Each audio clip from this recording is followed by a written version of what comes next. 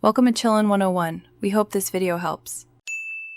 You begin by getting the essentials in place: your laptop online and a phone camera or scanner app ready.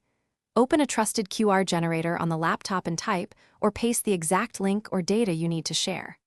Once entered, pick a moderate error correction level, M or Q, and a large output size so the code reads cleanly.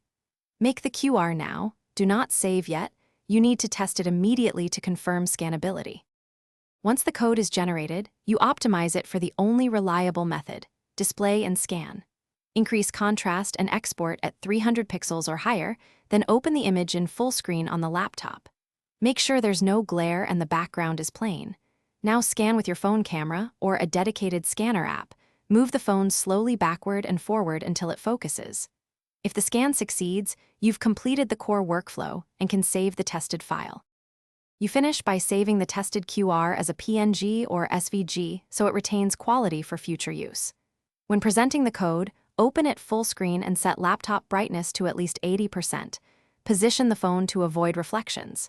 If scanning fails, don't panic. Make the image larger, increase error correction, or print the code. Once done, make sure the phone's camera is clean and the scanner app has permission to use the camera. Thanks for watching. Consider subscribing if we helped you.